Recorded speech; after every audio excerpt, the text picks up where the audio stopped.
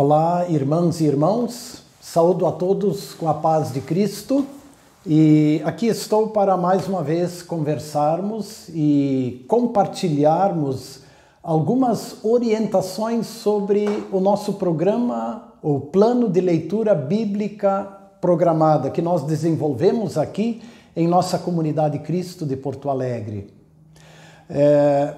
Nós lemos nestas últimas semanas a Epístola de Paulo aos Coríntios, aos Gálatas, aos Efésios, e hoje temos diante de nós mais duas epístolas curtas de 4 capítulos cada uma, Filipenses e Colossenses.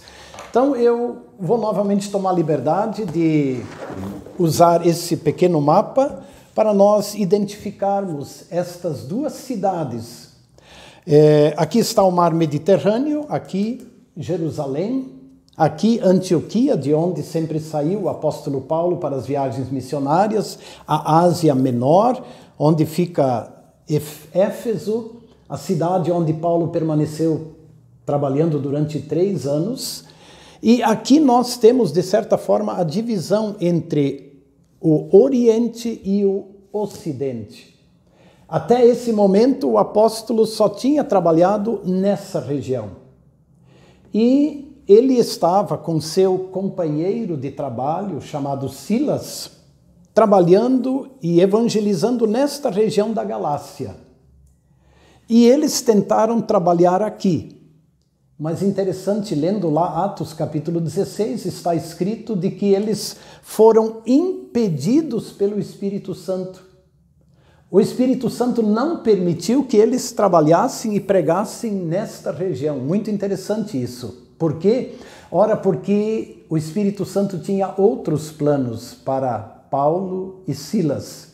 E aí eles chegaram numa cidade chamada Troade, que fica aqui. E lá, numa noite, Paulo teve uma visão. E ele via um homem da Macedônia que dizia: passa a Macedônia e ajuda-nos. E assim Paulo e Silas entenderam de que esse era o propósito do Espírito Santo. Ele queria que eles fossem pregar em Filipos. Filipos foi, portanto, a primeira igreja que se organizou na Europa. A primeira convertida foi Lídia e sua família, a vendedora de púrpura. Atos dos Apóstolos relata que ela e toda a sua casa foram batizados. O mesmo aconteceu com o carcereiro da prisão de Filipos, porque lá Paulo e Silas experimentaram pela primeira vez a perseguição por causa do Evangelho. Foram presos e à noite, enquanto cantavam, as correntes que prendiam suas mãos e pés se soltaram e eles foram libertados. E aquele carcereiro e toda a sua casa também foram batizados. E assim surgiu a igreja de Filipos. Anos mais tarde, quando o apóstolo Paulo estava preso em Roma, ele recebeu a visita de Epafrodito, que era um dos líderes, um dos pastores da igreja de Filipos. E ele levou a Paulo o auxílio, a ajuda daquela igreja para a manutenção do apóstolo lá em Roma, uma vez que ele estava preso. E quando Epafrodito depois voltou para Filipos, ele foi portador desta epístola aos Filipenses. E entre as coisas que o apóstolo lá destaca, é o seguinte: ele agradece, Ele agradece o auxílio que ele recebeu daquela igreja lá de Filipos. Ele também fala da sua situação, fala da sua expectativa de ser libertado da prisão e de novamente poder rever os irmãos. E ele anima os cristãos de Filipos a permanecerem unidos e alegres. Aliás, Filipenses é conhecida como a Epístola da Alegria. Alegrai-vos no Senhor. Outra vez digo, alegrai-vos.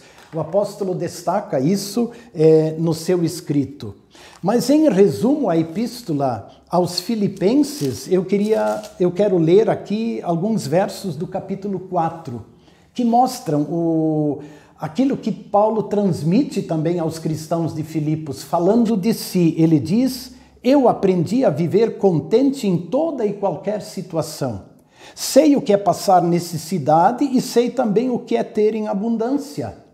Aprendi o segredo de toda e qualquer circunstância, tanto de estar alimentado como de ter fome, tanto de ter em abundância como de passar necessidade.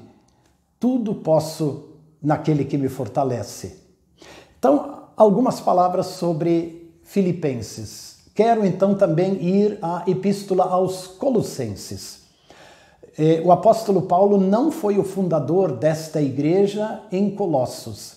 Naqueles 3 anos em que ele permaneceu na região de Éfeso, evangelizando toda aquela região da chamada Ásia Menor, seus colaboradores, e especialmente um chamado Epáfras, foi o fundador da igreja lá de Colossos. Paulo nunca chegou a ir até Colossos, mas ele ouviu, ele recebeu notícias. E também, naquele mesmo período em que ele estava em Roma como prisioneiro, lá ele também recebeu a visita deste Epáfras junto com Onésimo, que lhe trouxeram boas notícias lá da igreja de Colossos, mas também lhe trouxeram uma preocupação. Estava sendo semeada, ou estavam sendo semeadas entre os cristãos de Colossos, doutrinas falsas e estranhas. Especialmente doutrinas que diziam que a obra de Cristo não é suficiente para a salvação das pessoas. Doutrinas que diziam que diminuíam a Cristo e diminuíam a obra de Cristo. Então, considerando isto, o apóstolo escreve aos Colossenses e ele dá essa ênfase, essa orientação, mostrando que Jesus é Deus, mostrando com clareza que Jesus é o mediador entre Deus e a humanidade, e mostrando, sobretudo, que a obra de Cristo, sua morte na cruz e ressurreição, ela é suficiente para a salvação de todo ser humano. E aí Paulo, inclusive, orienta os cristãos de Colossos dizendo: não se deixem enredar por qualquer doutrina estranha, né, que vá trazer prejuízo para vocês. Não se deixem enredar, não se deixem apanhar na rede de doutrinas estranhas que são de acordo com as filosofias humanas. A Epístola aos Colossenses, ela contém, então, esse destaque ressaltando a obra de Cristo, quem é Cristo, mostrando que Cristo é Deus, mas ela também traz outras orientações sobre a nova vida que nós temos pela fé em Jesus. E traz também conselhos sobre vida familiar, sobre vida social.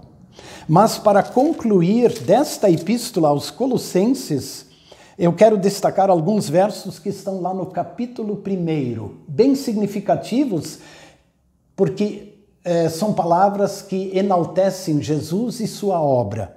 Inspirado pelo Espírito Santo, o apóstolo escreve: é Ele, Jesus, quem nos liberta e é por meio dele que os nossos pecados são perdoados. Ele é o primeiro Filho de Deus, é a revelação visível do Deus invisível. Essa é uma palavra tão significativa. Jesus é a revelação visível, é o que nós podemos ver do Deus que é invisível. Ele é superior a todas as coisas criadas, pois por meio dele Deus criou tudo no céu e na terra, tanto que se vê como o que não se vê, inclusive todos os poderes espirituais, as forças e os governos e as autoridades.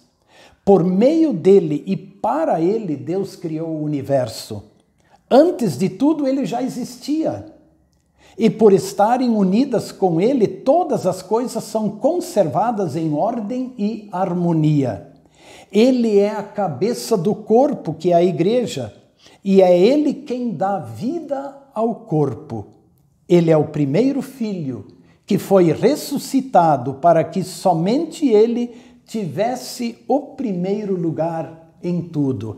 Então fica claro que o apóstolo enfatiza Cristo e sua obra acima de todas as outras filosofias que possam ser ensinadas, ou ensinamentos estranhos que possam ser ensinados como sendo para a salvação da humanidade. Então, que você tenha uma boa leitura, que você tenha bom proveito desta epístola. Um abraço, até a próxima semana.